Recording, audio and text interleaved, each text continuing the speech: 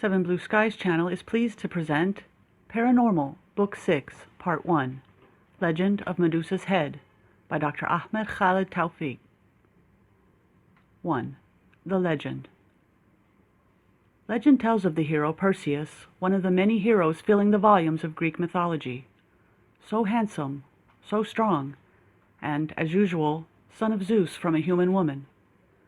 And while his brothers from the same father were doing their works, Hercules busy killing Hydra, and Atlas busy lifting earth, and Prometheus receiving eternal punishment hanging between the mountains, and Jason searching for the Golden Fleece, an even more important mission awaited Perseus. Beautiful Cassiopeia had gone too far in her arrogance, to the point of upsetting the masters of Olympus, who thus directed floods and earthquakes on her island. Then came the final blow, when they sent a heinous sea monster called Kraken to the island. As usual, this monster asked for human sacrifices, otherwise he threatened to sink the whole island and everything on it. And so Cassiopeia found herself forced to offer her beautiful daughter Andromeda to fill the appetite of the hungry monster. Andromeda would be the next victim unless something else happened. And at this moment, Perseus reached the island and, of course, fell in love with the girl chosen for the sacrifice and insisted on killing the beast to save her. But how? There was only one way, something worse than the monster itself, the head of Medusa. Of all the heinous things mentioned in Greek mythology, Medusa and her two sisters were among the worst. They called them the three Gorgons. Medusa and her sisters were mortal girls until Athena became angry with them and transformed them into, well, first she turned them into copper and, secondly, made them very ugly, with forked tongues like those of snakes. Next, she changed their hair into hissing snakes and gave them a foul odor. And finally, and worst of all, we read that whoever made eye contact with them would turn to stone. They were then exiled to an unknown Mediterranean island, where they lived in caves amongst the stone statues of the miserable sailors whose bad luck had landed them there. A cruel punishment indeed, but it's not the worst punishment in Greek mythology. As I've mentioned, Prometheus was chained in the Caucasus Mountains, and every day an eagle would come to feed on his liver, which regenerated each night.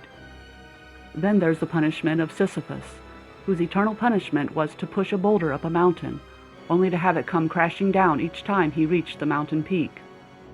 And the punishment of Tantalus, who was forced to forever go thirsty and hungry in Hades despite being stood in a pool of water and almost within reach of a fruit tree. And the punishment of Echo and Persephone, among others. And now, Perseus was tasked with decapitating Medusa. But how? How can one face a creature with such qualities? And, more importantly still, how can one kill a creature without seeing it? But like Hercules and Thanatos, Perseus was a true Greek hero, looking for trouble wherever he went, and bound to take his destiny into his own hands. And so, the masters of Olympus favored him, and he was visited by Hermes bearing gifts donated by the various demigods, the cap of invisibility, the blade which never missed its target, and the reflective mirror-like shield. Not bad at all. And so, Perseus traveled with his sailors through the Mediterranean Sea to the island of the three Gorgons, and of course they met with hundreds of obstacles and wonders on this voyage, much like Odysseus on his return from the Trojan War. The exact course they traveled and the chosen island are unknown, but the island is clearly close to the island of Crete, and I won't prolong the story further. With legs as shaky as jello, and rightfully so, Perseus entered Medusa's cave. Around him stood scores of heinous statues of sailors who died before understanding what killed them. The screaming, tortured faces, the hands lifted in defense. How did they feel the moment Medusa emerged from the cave to stare at them with her bloody eyes? Did they understand that their bad luck had chosen for them to die on the three Gorgons' island? I wonder, did they suffer? And if they did not suffer, why did they scream? Such questions must have run through Perseus and his sailors' minds as they snuck carefully between the statues, searching for their target, knowing that the statues would increase in number in the coming minutes unless a miracle happened. Those who watched these scenes in the movie Clash of the Titans, with its compelling visual effects by Ray Harryhausen, will never forget this nightmarish atmosphere. But in the movie, Medusa does not slither like a snake and does not shoot arrows, and did not live alone. And now Medusa awakens from sleep, the snakes in her hair hissing. The men hide their faces behind their shields. She screams, "Who dares to disturb Medusa?" And while shielding his face, Perseus shouts, "I, Perseus, I've come to kill you." And while her two sisters sleep, Medusa moves forward towards the first of the men, who stumbles, his eyes meeting hers, and he screams in indescribable terror as his flesh turns to stone. And here there are two different endings to this legend. The first ending holds that Medusa saw her own face reflected in Perseus' mirror-like shield, and she screamed and turned to stone.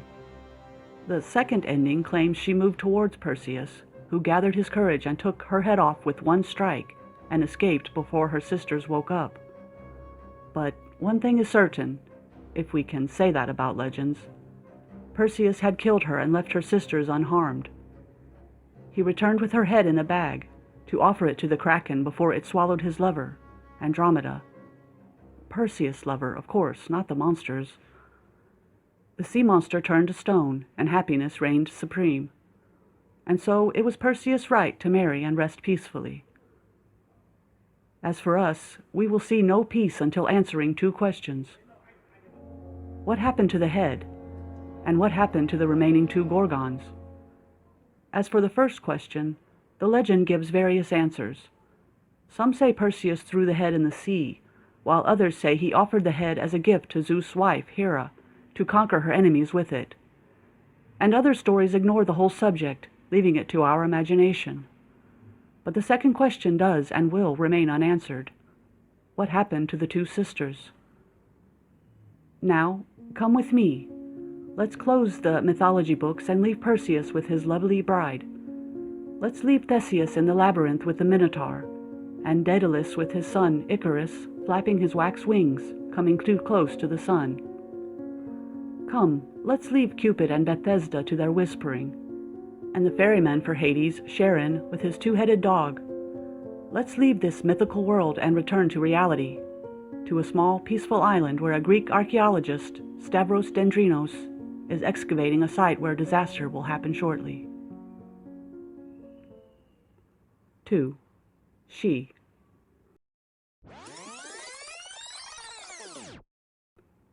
Carpathos Island in the Aegean Sea, April 5, 1966.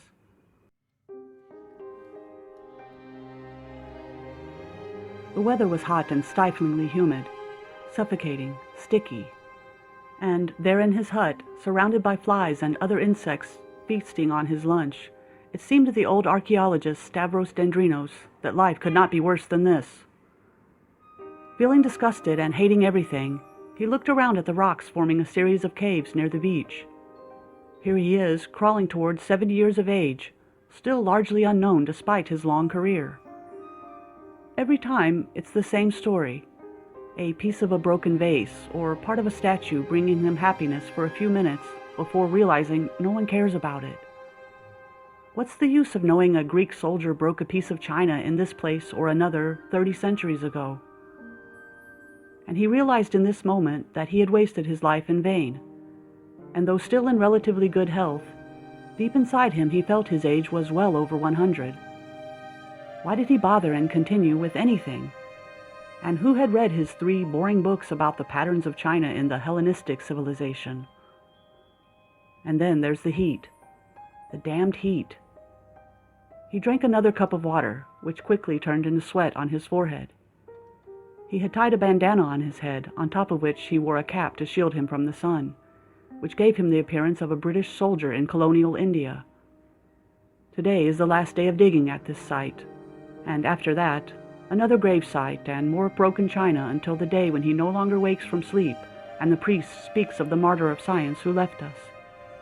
And afterwards, everyone will forget his existence entirely. From afar, Nikos came stumbling, a shovel in his hand. "Boss, there's a rock wall, a very fragile rock which I have partially broken through. Are you going to come with us?" The archaeologist replied, "A rock wall? For heaven's sake, why?" After spitting on the ground and wiping his thick mustache, Nikos answered, "I don't know. A gravesite is a gravesite, but this wall gives me a strange impression, as if it's keeping something isolated from the rest of the cave." For a moment, Stavros contemplated the meaning of his worker's words. A wall isolating something from the rest of the cave? Strange. But what will come of all this except for more broken statues? "So, boss, should we continue?" The old archaeologist glanced at his watch. 5 p.m., and shortly night will fall. Maybe it would be wise to delay this until tomorrow. Plus, his miserable workers had had no rest since 9 o'clock this morning. He told Nikos, "Greek history can wait another night." And then, after drying the sweat from his glasses, he said, "Listen, Nikos, you can keep digging if you want, but don't force any of the men to continue the work if they don't want to. We can carry on tomorrow." He then yawned and stretched, commenting, "I think I need a shower and some sleep. Let Zeus go to hell." Nikos smiled from behind his thick mustache and took a cigarette out of a metal case while asking, "If we find something, should we call you?" "Of course, but for nothing less than Agamemnon himself." Stavros turned and entered the hut, his temporary home, while clutching his back in pain, and Nikos returned to the workers to dismiss them for the night. And while the dirty and sweaty men returned from the site, Stavros turned to the foreman and shouted, "Nikos, be careful." In his hut, Stavros washed with some water and soap in a bowl. He put on his glasses and poured himself some ouzo and started drinking bitterly. The rusty fan squeaked as it turned impotently, doing nothing more than draining its batteries. He took out his diaries and an ink pen and lit up the kerosene lantern, needing some light as the darkness crept in. And in his diaries he wrote the following: "Last day of digging. It seems that this thing is worthy of interest. Nikos has found some kind of double wall within the gravesite and says this wall is hiding something the gravediggers were keen on isolating." He took another sip from his cup. He hadn't felt this strange tension since his youth. A mysterious feeling of foreboding attacked him. This feeling had only hit him once before, on that day his wife died in a terrible car crash. The car, the fire, and... What's that? Did I hear a scream? A long, heinous scream coming from the depths of hell. His heart almost stopped beating. He rushed out of his hut into the sunset, turning all the heights to pink. But no doubt about it, this scream came from the dig site, some 200 meters away. Nikos. Nikos was still there, digging alone, driven by passion to discover what was behind the wall. What has happened? A collapse? A woof? No, it was an unusual scream. Even a human being devoured by a wolf would not bother himself with such a scream. Nothing in this universe pushes someone to scream that way. And now, there's only one thing to do: the gun and the lantern. He rushed out to see what had happened, ignoring his chest pain for the moment. This was no time for a heart attack. Something bad had happened, and he was the only one who heard the scream, and the only one who would see what had happened to poor Nikos. He shone his flashlight into the dig site. Remnants of the dig, the workers' tools. He entered the opening carefully and went inside, shining his flashlight on the familiar carvings in the wall. And then the light froze on a man-sized opening in the wall in front of him. This is the hole loyal Nikos had made to enter the secret room, maybe just minutes ago. Holding his breath, he entered the opening and directed the light inside. A foul-smelling, empty room. An intact stone statue of someone down on one knee. Some rusty shields scattered here and there. But where is Nikos? He aimed the flashlight on the stone statue, impeccable and strangely intact. The thick mustache, the bandana and cap, and the kneeling position he had never seen with any Greek statue before. Then, a statue with a hat? And here, the hair on the nape of his neck stood up as he again contemplated the statue's features. No, impossible. I don't get it. This statue is Nikos himself. After leaving the site, he placed a couple nitroglycerin pills under his tongue and waited for his heart to stop pounding. He then started gathering his thoughts, which had been scattered by the instinctive fear of the grave. He was not dreaming. Nothing in the world can turn a human into stone. Well, nothing in the known physical world. But in the world of mythology, one thing had this ability. And as a Greek archaeologist, Stavros knew exactly what that thing was. He would return to the cave, but cautiously. Back at the opening in the wall, he went inside the nightmarish room again. Nikos' statue knelt on one knee, staring in terror at something on the ground, something from which he had just removed the dirt. Nervously, Stavros closed his eyes and knelt to the ground between the statue's hands and felt around for something until he found it. A face. Long fangs protruding where the hair should be. Yes, that's really it. Carefully, he retrieved a canvas bag from his pocket and placed the heinous object into it. He then opened his eyes, again seeing the statue which seemed to be watching him. In his hut, Stavros hung the bag on a nail in the wall and then returned to his desk, shaking, and wrote the following words. We have found Medusa's head, but at a heavy price. While digging in the dirt, poor Nikos had stumbled across the nightmarish head staring up at him. A lot of questions remain, but certainly I am at the doors of the greatest and most dangerous discovery of this century, Medusa's head. Yes, a lot of questions, and I will give this head to the scientists to be photographed with gamma rays and its makeup studied and carbon dated. And Carter had discovered the tomb of Tutankhamun, and he, Stavros Dendrinos, had found Medusa's head, intact and maintaining its curse after all these centuries. Ecstatic, he lifted his eyeglasses to his nose. A rustling sound came from nearby. He had totally forgotten about the mice which roamed the hut and would definitely be attracted to the smell of this decaying thing. He must get up and put the bag in his safe until the morning. Carrying the kerosene lantern, he went into the makeshift bedroom and found that the bag had fallen from the nail in the wooden beam, where a mouse scampered away, having been caught red-handed. He knelt next to his bed, lifting the bag and cursing. Placing the lantern on the ground, he thought, forgetfulness happens to everybody, especially old people, and scientists in particular. But forgetfulness is no excuse for this killer mistake. He had forgotten caution for a split second, but it was more than enough. The bag had come open when the mouse dropped it. And there, next to the bed, he found himself looking into the hellish eyes of Medusa. 3. Old friendships. End of the school year in Egypt. I was at that time very busy in final lectures for my hematology students. They tried deviously to make me slip in my lecture about some of the questions in my head which I might pose on the final exams. And I was used to these situations and knew how to play them and mislead them so they would not depend much on their intelligence or my foolishness. On this hot day, I was lecturing on carcinomatous meningitis when I noticed 3 female students sitting whispering amongst themselves, staring at me and laughing.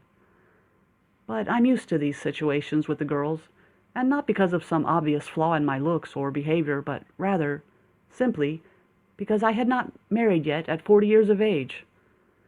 And a woman knows that a man can be foolish, cowardly, crazy, or rude. She understands all of that and maybe forgives him, but she never understands the man who never marries. This subject leads to many speculations, and weaved around it are hundreds of psychological complexes. Of course, they were unaware, God forgive them, that in this universe only one Maggie existed, and she was mine. But she left, and I never found another Maggie. It's that simple. Anyway, I was about to scold them when I noticed they were holding a newspaper under the desk, checking it and continuing their whispering while sneaking looks at me. Something in this newspaper must involve me. That's strange. Between classes, I went to my office and opened the top drawer of my desk to check the day's newspapers, which I had not yet read. And in one of them I found what I suspected: a small, faded photo of me and Harry Sheldon smiling at the camera like idiots, and under it a caption mentioning how one of the American newspapers had published news about an American computer engineer and an Egyptian professor who managed to discover the secret of the zombies in Jamaica, and even exposed the French director of a leper colony who abused his patients. So that was the news. They did actually publish that interview with us after we returned from our nightmarish adventure in Jamaica. And that piece of news had reached the Egyptian press. I think the article did not mention my name, but my face showed clearly in the picture. And unfortunately, it was published in a neglected back page of the newspaper, and I myself would not have noticed except for my 3 cunning students. Oh, what an honor! I wish the dean would dispense a copy of this newspaper to each and every male and female student, so that they would know how amazing I was. But he would probably fire me before considering it. I placed the newspaper open on that page in the most obvious place in the teacher's lounge, and then, quite content, I started opening some letters I had received. The surprises kept coming. Here was a letter I received from Greece. I had no acquaintances in that country, so I first contemplated the writing on the envelope with curiosity, ignoring those strange Greek letters. The sender's name was written in English, Mrs. Tabitha Karadakis. I knew someone named Tabitha, but was unfamiliar with this Karadakis. Regardless, I opened the letter tensely and found a beautiful yet scary sketch of a man standing amongst vampires, ghosts, and skeletons. An obvious caricature of me. Under it, written in English, it read, "Remember, there is always another time." I opened the letter included with the drawing and found the following lines. Dear Rifat, it's been ages since you traveled back to Egypt, and I really don't know if you have forgotten me or not. I'm Tabitha McGavert, you remember? From Dundee University. I was one of Maggie McKillop's friends. You had a hard time remembering my name, and oh, how much Maggie was jealous of me over you. Well, those days are gone forever. As for me, I met my soulmate while he was visiting Scotland. He's a handsome archaeologist named Michael Karadakis. And since then, I've become Mrs. Karadakis, and returned with him to his lovely country, Greece. And my relationship with Scotland has been quite cut off. As for the course of my life, you know how much I adore literature, and I found my real roots in a country like Greece. I took up writing, especially horror stories. I don't know why, but my pen refused to write anything else.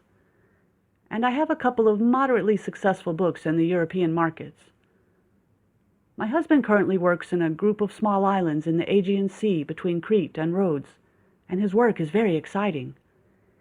We receive international newspapers monthly, and last month I was checking one of the American newspapers when I found an article about a zombie adventure undertaken by an American and an Egyptian doctor.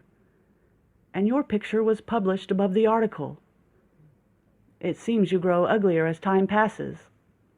But your unique looks and skinny build have never changed. The article spoke of an Egyptian doctor named Rifat Ismail, interested in vampires, werewolves, and cannibals. I rushed out and sent a copy of the article to Maggie in Inverness-shire, asking her if you were the man the article mentioned, or was I just hallucinating? And from her reply, I knew it was really you, and that you hadn't married, in spite of all that noise, and that you had saved her from the Loch Ness Monster himself. And she gave me the address to your university. So I write to you now, Rifat, and please allow me to forego the formality of calling you doctor, to tell you that strange things are happening on the islands, and that my husband and I are in desperate need of an expert advisor on such things, like yourself. I won't give you the details, but I'm quite sure it will grab your interest. And I'm sure you are going to love Greece, and will like my husband, Michael, and will renew your old friendship with your old college pal, the talented devil, Tabitha McGavert. I await your reply. Your travel expenses, ticket, etc., are on us, as that's a small debt I can pay for our old friendship. So just tell me when and where and how to meet you. This trip will be unforgettable. Sincerely, Tabitha Karadakis. I closed the letter and dove into a whirlpool of memories. Maggie and me, and Archibald McKillop, Tabitha, and old friends full of joy and hope. My doctorship under the supervision of Sir James, Maggie's father, and this trip will be unforgettable. That's what she said, and that's exactly what I expected. Up to this day, all my experiences were unforgettable, and each time before I traveled, someone would promise me I would not forget it, and indeed I haven't. Memories of unforgettable journeys crowded my mind, becoming so voluminous that I found no place for sleep. Dr. Richard Cummings had promised me the same thing, as had Gustav, and Dr. Ossum, and Sir James, and Harry Sheldon, and Adel. Truly, they were right, and I won't forget. But this trip piqued my interest, and Greek is a country of ancient civilization filled with ideas deserving of being added to the list of countries I would never visit again. Anyway, I finished work quickly and put in my notice for my vacation as soon as the exams were finished. Crete awaited me. 4. A new horror. But I know this statue, this frightened face. The ship split the waves of the Aegean Sea, and it seemed to the sailors that all of life is like the surface of the water and must be split into two.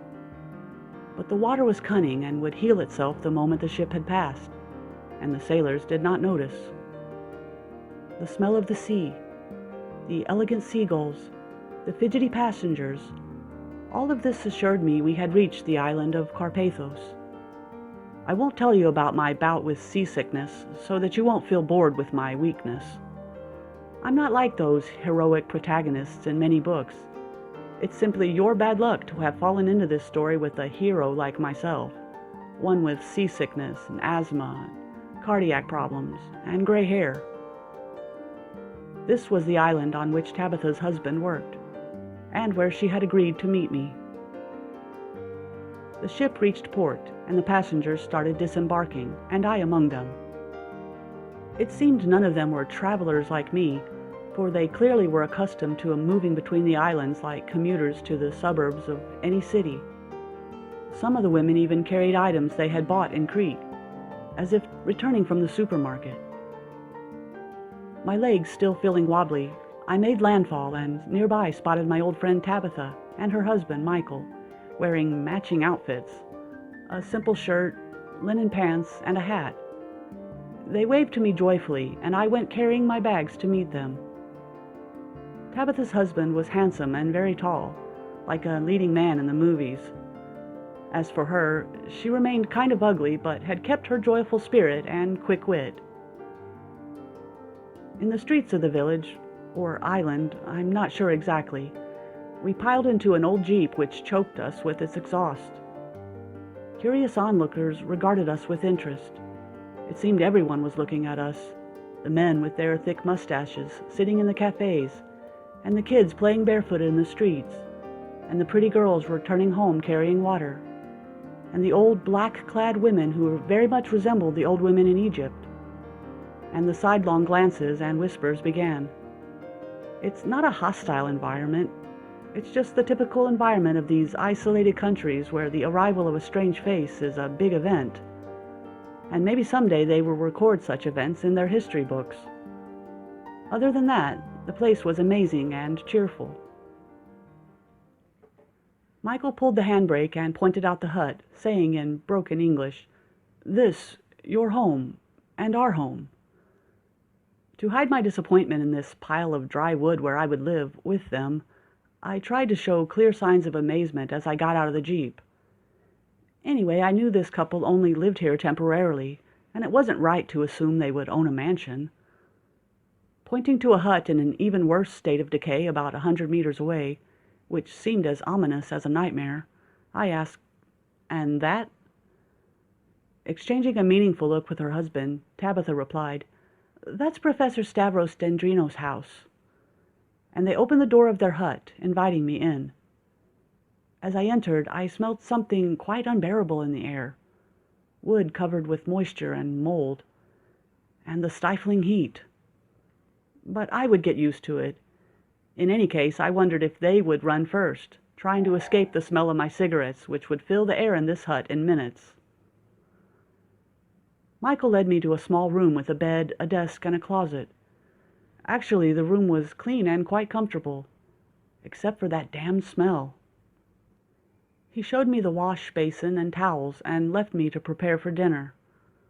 But remembering something, he peeked around the door jamb, holding 2 fingers in front of his mouth in a meaningful way and saying, "Remember, no." He searched for the words, and I understood what he meant, but played dumb, just to antagonize him. "Sandwich?" I asked. Lipstick?" No. "Smoking?" "Yes," he exclaimed. "No smoking. Not allowed." That's it, then. I would continue smelling this awful odor forever. But at least I could rest my lungs for a while during my stay in this hut. I changed into more comfortable clothes, washed my face and hair, and then caught up with them in the kitchen at the back of the hut. The food on the table smelled very good. Huge amounts of grilled fish, and bread, and, of course, olives. A cheerful dinner ensued. Battling the tiny bones in the unknown fish, I told Tabitha, "A writer marrying an archaeologist reminds me of—" She exchanged a meaningful look with her husband and asked cleverly, "Reminds you of who?" "It reminds me of Agatha Christie. She too was a writer and her husband an archaeologist, and she said about him—" But she did not wait to hear the rest of what I had to say. She turned to her husband, asking victoriously, "Didn't I tell you he's old-fashioned?" She went on, explaining, "We were debating whether you would repeat that silly remark which everyone asks us, thinking it's an ingenious comment. He thought you would be imaginative and clever and wouldn't say such a silly thing. As for me, I told him that I know you well." My ears reddened in embarrassment. What a she-devil! She had made a real fool out of me. "Anyway," Tabitha continued, "let's ignore that dumb joke and talk about other, more interesting things. And what's more interesting than ghosts?" With interest, she asked me about all that Maggie had told her, and she seemed confused and disappointed when she realized I was not an expert as she had thought, and that actually my relationship with myths and legends was that of a debunker and not a perpetuator. As a writer of horror, she would have liked to think that the demon caller, or werewolves, or zombies were real. But she started understanding the reality that I'm a hero by coincidence alone, someone who always falls into these situations and traps unintentionally. Smiling, Michael told me, "Anyway, you're not so far from your destiny, having come to Greece." "What do you mean?" "Greece," he replied, "is a very mysterious country, and its horrific legends are endless." Searching for the proper words, he went on, "For example, you think Romania, especially Moldavia and Wallachia, is the origin of the vampire legends, okay? But did you know that vampires are quite common in Greek villages, known especially among old people? By that I don't mean that they really exist." Enjoying the surprised look on my face, Tabitha commented, "They call them Vraikolakis, and to this day some Greek villagers fill the mouths of their dead with garlic, especially if the deceased was young and his death unexplained. And they place 2 pieces of silver on their eyes to prevent them from turning into vampires." Thinking about this idea, I felt goosebumps popping up on the skin of my arm. What's the secret of these legends? How has it ingrained so deeply in human heritage in almost every country? And here I remembered an old conversation I had with Dr. Richard Cummings about 10 years before, when he told me that every legend can be traced to a realistic origin. I wonder where he is now, and whatever happened to his family." Her eyes shining with excitement, Tabitha said, "And werewolves. Do you know that the origin of this myth is Greece and not Romania?" "No way." "It originates from Arcadia," she explained. "A Greek doctor called Marcellus Alcide described the disease and called it lycanthropy, a delusion of body dysmorphia. He described an illness in which a human transforms into a wolf, which eats raw meat and howls upon sighting the moon. And his writings reached the Arab physicians through an ancient Greek doctor named Aetius Amandinus. Basically, many famous doctors such as Ibn Sina and al-Zahrawi have written on the subject, calling it al-Kutrub disease." I wasn't aware of that," I said in surprise, as that same old bitter notion came flooding back, that the longer I live, the more I discover that I know nothing at all. "So now, Tabitha, how do you expect me to help you and your husband when, obviously, you already know everything about everything in this world?" After dinner, Michael asked kindly, "You need to sleep?" "Not at all. I'm so excited to see this island." "Actually, there's not much to see," he said. "As you can see, this island is small and its population not more than 200 citizens, all of them fishermen or shepherds, and, well, a priest, and a gravedigger, and a cafe owner. It's very boring." Looking at Tabitha, I asked, "And now, tell me about the new nightmare awaiting us here, the one you tried to avoid with all this amusing talk about vampires and werewolves." Confusion showed in Michael's blue eyes. Not understanding, he turned to his wife for answers, and she fired off some Greek words like machine gun fire, translating for him my complex sentence. And when he finally understood, he said, "Pardon me, my English is not so good, and, unfortunately, Tabitha learned Greek like a native before I learned English, and so I have no hope in improving." He then turned to her and fired his own machine gun at her, shooting hundreds of Greek words. She brought out a small electric lantern and gave it to him, saying, "Come with me." I went with them to the door of the hut, opening it onto the night falling quickly. And for the first time, I understood that this island had no electric power. The few houses and huts wore the dark coat of night, while the beach lay under the heights of endless caves. I followed them over the rocky ground to the bleak hut which had aroused my curiosity when we arrived. Tabitha held the lantern for Michael as he rifled through a bunch of keys he took from his pocket, and he whispered something to her as he jiggled the key in the rusty door lock until he managed to open it, and he invited me in. One or two bats moved on the wooden beam of the hut, annoyed by the sound. "It's time to wake up, partners. It'll be fully dark in just minutes." The rotten smell of decay, and some kind of ominous atmosphere covering the place. His eyes adjusting, Michael announced, "This is Professor Stavros Dendrino's hut." "Yes, I remember," I remarked. "He's the supervisor of the archaeological dig here, and my boss." "Clearly," I quipped, "he's not scared of bats." "No, he's—" But Tabitha interrupted him quickly, saying, "Don't mind him, Michael. He jokes a lot." Michael made no comment, and we entered a spacious room which seemed to be the living room in this hut.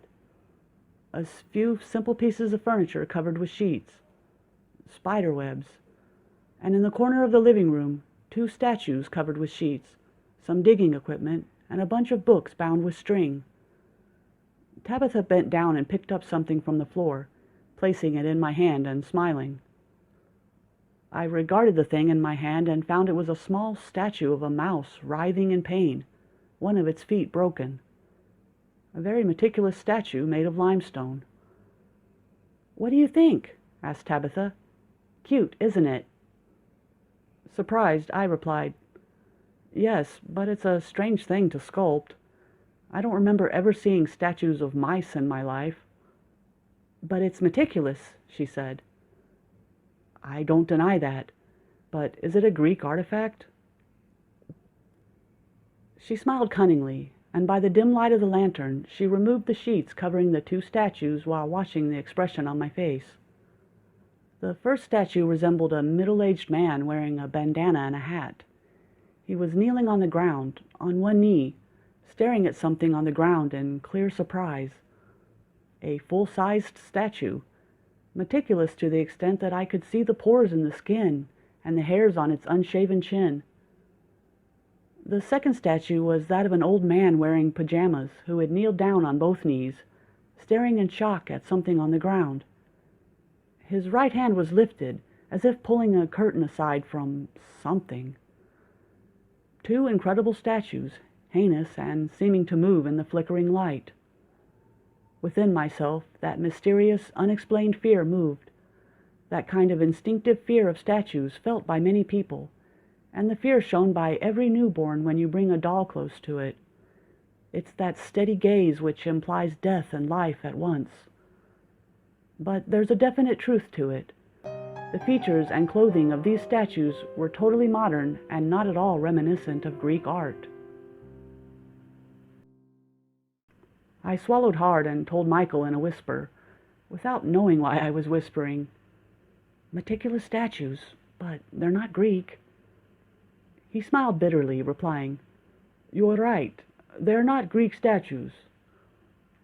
Returning the mouse statue to its place, Tabitha commented, "Actually, you should say that they are Greek, but not statues." Not catching the meaning of this strange sentence, I went on with my remarks. These sculptures show weird body positions for statues. A mouse thrashing about in pain, a Greek shepherd finding something scary on the ground, and an old man who seems like he was searching for his slippers under the bed when he found the devil himself. "You said it. He found the face of the devil under his bed." "I don't get it," I said. The two statues cast their horrific shadows on the walls of the hut, and Michael Karadakis' blue eyes widened in fear, and Tabitha bit her lip tensely. And here I remembered an old legend I had heard or read one time. These were not statues. The hairs on the back of my neck stood up. I understood. Do you mean that they saw—" "Yes." "They saw the head?" I stammered. "Yes, they saw Medusa's head." 5. Where is he? We stood outside the bleak hut in the darkness of night, breathing hard with excitement. The couple talked and dealt as if living this situation for the first time. They had regained their earlier horror. As for me, hundreds of questions ran through my mind, each one competing to go first to the tip of my tongue. But their crowding in my head made them melt away so that I couldn't remember any of them. My shallow knowledge of Medusa equals the knowledge of any physician on the subject. The Caput Medusae sign, which points to cirrhosis of the liver, or portal hypertension. The veins surrounding the umbilicus become distended, giving the appearance of Medusa's snake-covered head. Just another of the analogies which fill the medical volumes which early physicians had pondered, like the drooping lily sign, the snowstorm sign, etc. Karadakis started telling me the nightmarish myth of Medusa. He said, "If Medusa really existed, the source would definitely be one of those small islands between Crete and Rhodes." And he told me what had happened that terrible night, a Thursday night last April. Dr. Stavros Dendrinos was digging in some of the grave sites in the caves by the beach when— To skip the boring task of writing this story again, as you already read it in Chapter 2, allow me to just listen to the tale, as it was the first time I heard it. And now we have reached the new part of the story. At 10 p.m. we heard a frantic scream unlike any we've heard before. And as soon as we left our home, I realized the scream came from the professor's hut. We ran over there to find some workers had broken down the door and entered before us. And in the bedroom, we found that strange scene. 2 mouse statues, one of them shattered as if it fell from a shelf, and next to the bed, kneeling as if searching for something, the statue of Professor Dendrinos, which you have seen, and an empty canvas bag on the floor. The workers remembered the myth immediately, before I did. As for me, I first searched the hut looking for the professor himself, but couldn't find him. Then I rushed over to his diary, which was open on the last page on which he was writing when this tragedy happened.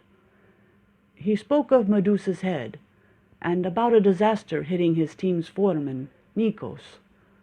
And instantly, I gave orders for someone to call Demetrios, the island's chief of police, and the only cop as well.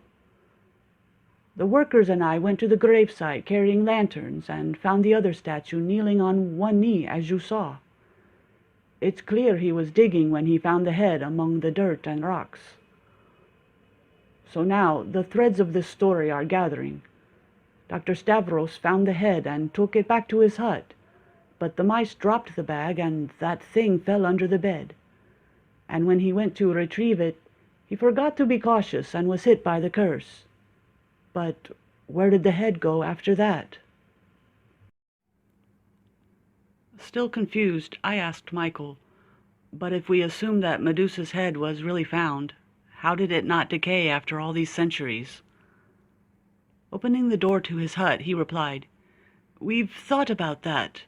There's something about the climate of this island, or maybe it's dirt, which mummifies corpses. This isn't the first time we found a body partially intact, in spite of it dating to the era of BC. We're used to this kind of thing." Bored, Tabitha commented, "Plus, this whole story is strange and illogical." We entered the hut, which seemed so cheerful and welcoming after what we had seen in the other hut. We sat at the dining table, gazing at the dancing flames of the lantern, each one of us contemplating one side of the story.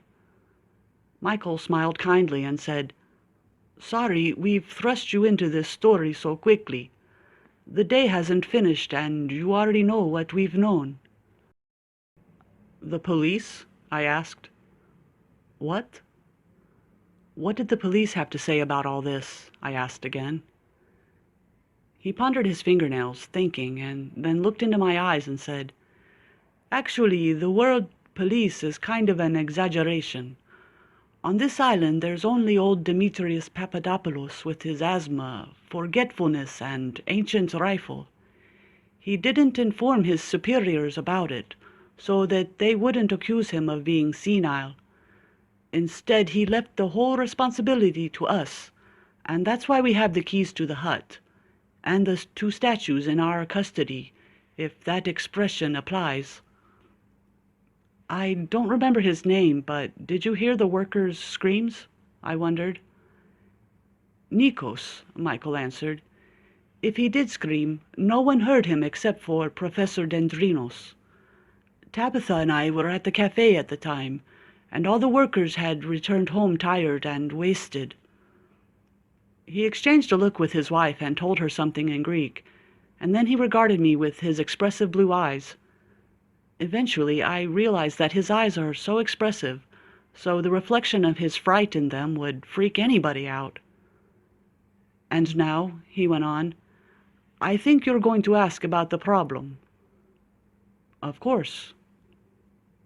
"Professor Dendrino found Medusa's head and paid a heavy price. And not just him, but also Nikos and the two mice who couldn't overcome their hunger.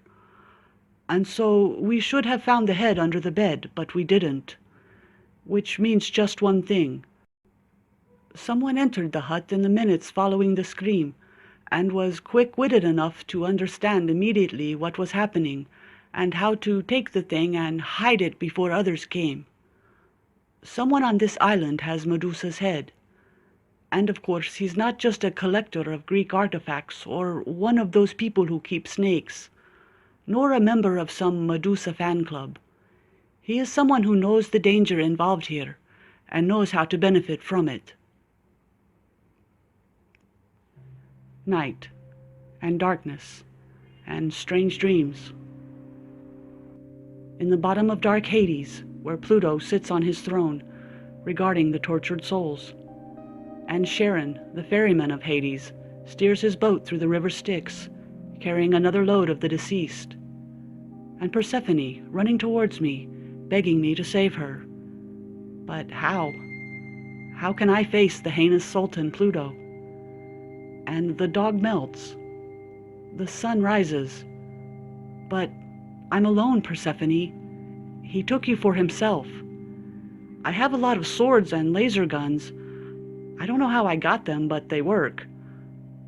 I love olives and tasty unfamiliar fish. And Tabitha with her cruel sarcasm, playing with Maggie, who cannot respond, her eyes filled with tears. As for you, Persephone, no. No, that's not you. No. What are these snakes in your hair and your forked tongue? You're not Persephone. You're the Gorgon, Medusa. And I'm not Rifat. I'm a stone statue, screaming. And I swallowed hard and turned over in bed. I know this nightmare, and the reasons for it are today's events and eating too much at dinner and sleeping on my back. But I can't turn. I'm a statue. If I turn, it will all be over. And now comes the former American president, John F. Kennedy, with Tityos and Zeus and Orpheus, to discuss this dangerous question. What kind of fish had we eaten at dinner? Because of the Cold War, Khrushchev isn't here. And Persephone will be my wife and will clean the dust off my statue every day. So, relax. And nothing. In the morning, I felt as if I had been run over by a Ramses II tank. My head was spinning, but the cheerful morning sun dispelled last night's ghost such that what Michael had told me and what I had seen seemed like just another nightmare. I sat at the breakfast table with the couple, eating olives and cheese and drinking fresh milk, feeling that today would be very busy. "Did you sleep well?" asked Tabitha playfully, though I noticed puffiness under her eyes, which showed her own night was no better. All night long there was a weird conference in my head with John Kennedy and Tityos and Zeus, trying to figure out what kind of fish we ate yesterday, and debating over Persephone's dowry as my future wife. Pouring some more milk for me, Tabitha replied, "Better than me. At least your nightmares had a topic. As for me, I spent my night in mixed-up, incomprehensible dreams. Drink." Wiping the white mustache left from another sip of milk, I commented, "There's one key question about this, Michael. If someone found the head before us, how did he enter the hut? I mean, you say the workers broke the door down. And how did he leave?" He answered, "There's a large, low window in Dr. Stavros' bedroom, which was open because of the heat. Maybe the man entered and left by that window. In addition, there were obvious footprints under the window." "There's another answer," said Tabitha, "which is that the first man on the scene was there, alone momentarily, which was enough for him to throw the head out the window and act surprised afterward, and later he went back to retrieve the head." "That's unlikely," I said. "I don't believe someone could have such quick wits and instinct. Enters before the others, sees the scene, understands everything, takes caution, and then makes a decision to hide the head. That's superhuman." "Well, there's no other solution," said Michael, his blue eyes casting fright into my soul. "Actually, there is a fourth solution." "And what's that?" "That this head is able to move, that it is an independent living entity of itself. And now it is free on the island."